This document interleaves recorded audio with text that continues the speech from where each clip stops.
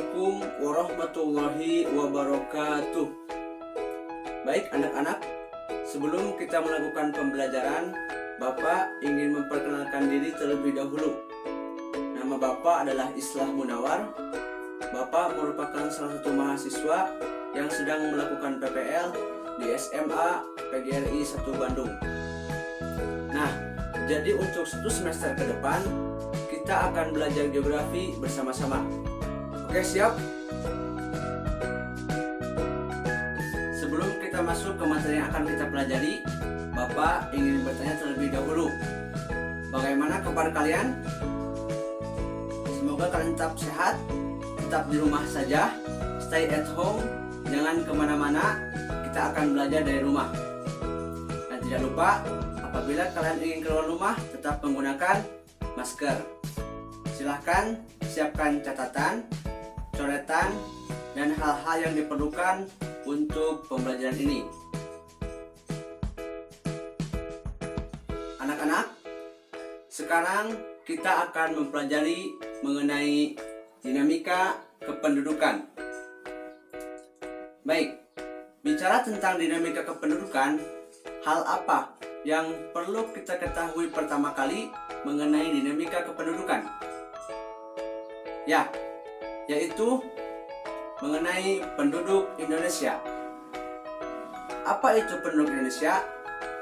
Penduduk Indonesia adalah warga negara Indonesia dan orang asing yang tinggal di Indonesia. Oke, sampai saat ini paham? Nah, penduduk ini mengalami perubahan, kadang bertambah, kadang berkurang. Ada beberapa faktor yang mempengaruhi perubahan penduduk, diantaranya kelahiran, kematian, dan migrasi. Oke, kita akan bahas satu persatu. Faktor pertama adalah kelahiran atau natalitas. Natalitas dipengaruhi oleh dua hal, ada faktor pendorong dan faktor penghambat.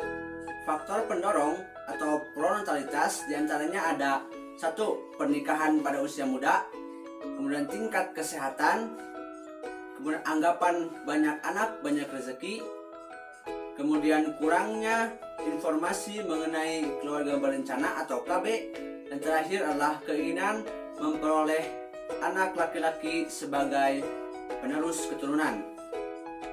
Nah, kemudian ada faktor penghambat atau antinatalitas, yaitu dipengaruhi oleh 1. Penundaan usia pernikahan, yang kedua pelaksanaan program KB, yang ketiga anggapan anak merupakan beban keluarga, yang terakhir adalah semakin banyak wanita karir. Nah, sampai saat ini anak-anak paham? Apabila belum paham, kita bisa diskusikan di grup WhatsApp nanti, oke? Nah, faktor selanjutnya adalah kematian atau mortalitas.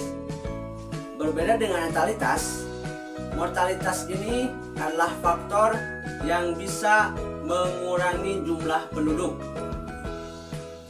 Nah, mortalitas dipengaruhi oleh faktor pendorong atau promortalitas, diantaranya adalah rendahnya kesadaran akan pentingnya kesehatan, kemudian kurangnya fasilitas kesehatan yang memadai, kemudian bencana alam, wabah penyakit, dan juga peperangan.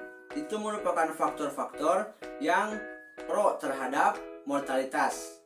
Selain faktor pendorong, ada juga faktor penghambat atau anti-mortalitas.